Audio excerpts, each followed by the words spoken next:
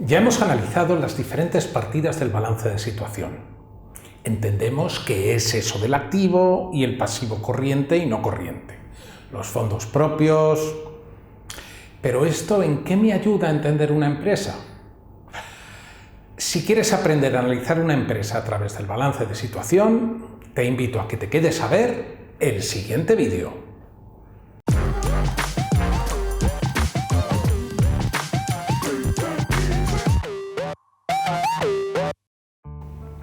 Hola a todos, soy Iago Muñoz, tu CFO de bolsillo, y hoy vamos a tratar de analizar una empresa a través del balance de situación. Decíamos que el balance de situación es una fotografía del patrimonio de una empresa y que ese patrimonio estaba compuesto por la suma de bienes y derechos de cobro menos las obligaciones de pago. Ordenábamos el conjunto de bienes y derechos de cobro como activos a corto y largo plazo en función de su liquidez, y las obligaciones de pago como pasivos a corto y largo plazo en función de su exigibilidad, siendo la diferencia de ambas magnitudes el neto patrimonial. Pues bien, el primer análisis que podemos hacer es comparar esas diferentes magnitudes entre sí. Vamos por partes. La información que nos estaría dando el balance es que la totalidad del activo, tanto corriente como no corriente, ha sido financiado por el pasivo. Es decir, toda nuestra inversión, nuestras existencias, las deudas de nuestros clientes y nuestro dinero en efectivo se ha financiado con el pasivo. Una parte la ponemos nosotros a través de las aportaciones de los socios, las reservas y los beneficios, y el resto lo ponen terceros. ¿Y qué terceros? Pues los bancos a través de préstamos y proveedores que nos han vendido sus mercancías o servicios, pero aún no las hemos pagado. En este caso, nos estaría diciendo que el total del activo, que vale 1.000, 300 los ha puesto el accionista y el resto, 700, los han puesto los terceros, bancos o acreedores. Pero, ¿qué ocurre si mi activo pierde valor? Esto puede pasar por muchas razones. Porque la mercancía que compre se estropee, porque tenga un incendio en mis instalaciones que queme mi maquinaria, porque un cliente se declare en concurso. Hay muchas razones. Pues si el activo bajara de valor, se producirían unas pérdidas que reducirían el valor del patrimonio neto, pudiendo llegar a un punto en el que el patrimonio neto fuera negativo. ¿Y esto qué significa? Pues que no tendríamos dinero suficiente para hacer frente a nuestras obligaciones de pago. El valor del activo fijo y circulante es inferior al dinero que debemos. Esto es una causa objetiva de disolución, y eso significa que o arreglamos la situación patrimonial, incrementando capital o haciendo alguna operación que genere un importante incremento patrimonial, como la venta de un activo, o tendríamos que disolver la empresa. En general, no va a venir un policía a hacernos disolver la empresa, salvo que seamos un banco o estemos operando en un mercado bastante regulado. Pero si tenemos socios inversores, posiblemente salgan corriendo de cualquier tipo de responsabilidad. Porque si no se hace nada y la empresa entra en concurso de acreedores, es muy probable que se declare un concurso culpable y hagan responsable a los administradores con su patrimonio, rompiendo la limitación de responsabilidad de la sociedad. Esta relación entre las magnitudes me va a marcar la posibilidad de medir la solvencia y la liquidez de la empresa. Entendemos por solvencia la capacidad de una empresa para cumplir con sus obligaciones de pago, tanto a corto como a largo plazo, mientras que por liquidez la capacidad de pago a corto plazo. La ratio de solvencia será entonces el resultado de dividir el activo total entre el exigible, es decir, pasivo fijo y pasivo circulante. Esto nos da la relación entre el activo y mis deudas, Es decir, con el total de mi activo podría pagar 1,43 veces mis deudas. ¿Y esto es bueno o es malo? Pues depende de cada empresa, pero se suele tener como objetivo una ratio de 1,5.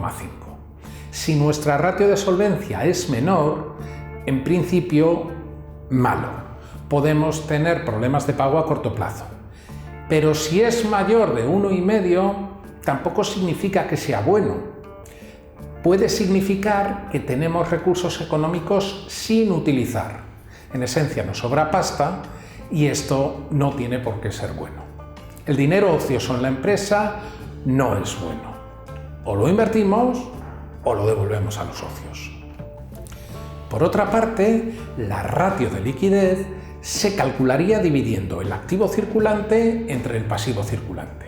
Es decir, los bienes y derechos más líquidos entre las obligaciones de pago a corto plazo. Esto quiere decir que nuestros bienes y derechos más líquidos serían capaces de pagar 2 veces las obligaciones a corto plazo de nuestra empresa. Y volvemos a lo mismo. ¿Esto es bueno o es malo? Aquí el valor objetivo es 1.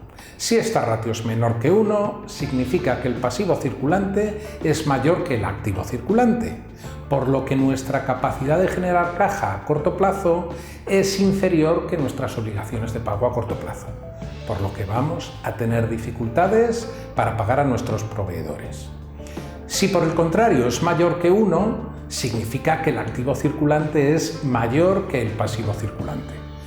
Vamos a generar más liquidez que la que necesitamos para pagar nuestras deudas a corto plazo, lo cual es bueno. Aunque un valor muy alto, por encima de 2, también significaría un exceso de liquidez y, por tanto, recursos ociosos. O buscamos una buena inversión o se lo devolvemos a los accionistas. Finalmente, me gustaría comentar el denominado fondo de maniobra. También se llama capital circulante o working capital. Tengo previsto un vídeo específico sobre este tema, pero no quiero dejarlo sin tratar. El fondo de maniobra se calcula como el activo corriente menos el pasivo corriente. En este caso serían 400 de activo corriente menos 200 de pasivo corriente. Esto nos daría un capital circulante de 200. ¿Y esto es bueno o es malo? Primero de todo, vamos a tratar de aclarar qué es ese fondo de maniobra. Fijaos en el balance. Decíamos que el pasivo mostraba nuestras fuentes de financiación. Hay capitales permanentes en el patrimonio neto.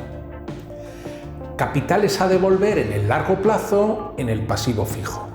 Y capitales a devolver en el corto plazo en el pasivo circulante. Pues bien, fijaos ahora que estaríamos financiando nuestro activo a largo plazo con capitales a largo plazo y permanente. Y una parte del activo corriente también la estaríamos financiando con capitales a largo plazo. Y el resto lo financiaríamos con capitales a corto plazo. ¿Y esto por qué? Vamos a analizar cómo funciona nuestro pasivo corriente. Hacemos una compra y en cuanto recibimos el producto o servicio ya empieza a contar el periodo de pago. Será al contado o a un número de días, 30 o 60 días. Sin embargo, el activo corriente es diferente. Yo compro la mercancía y la tendré o no que transformar. Lo dejaré expuesto un tiempo en nuestro escaparate y finalmente lo comprará un cliente. Desde que la he comprado hasta que un cliente lo compra ha pasado un tiempo. Es un tiempo en el que la mercancía está en mi poder, pero todavía no la he podido vender y por tanto no he obtenido un ingreso. Una vez que la he vendido y en función del acuerdo con mi cliente, cobraré ya sea al contado, a 30 o 60 días. Es decir, en general, desde que yo recibo la mercancía, voy a tener que pagarla al proveedor antes de cobrar por su venta a mi cliente. Esto hace que necesite capital para esa diferencia de tiempo entre que pago y finalmente cobro la mercancía. Y esto es lo que se denomina capital circulante. Pues bien, ese capital circulante indica cuánto de mi activo a corto plazo estoy financiando con capitales a largo plazo. Lo veremos en un próximo vídeo con más profundidad, porque tiene muchísima repercusión en la gestión de las empresas. Seguiremos analizando el balance en próximos vídeos. Vamos a relacionar la cuenta de resultados con el balance, viendo cuándo tiene sentido y cuándo no el análisis de rentabilidad en las empresas. Gracias por ver este vídeo, gracias por compartirlo en tus redes sociales, suscríbete al canal de YouTube, dale like si te ha gustado el vídeo y te espero para otro Briconsejo Financiero.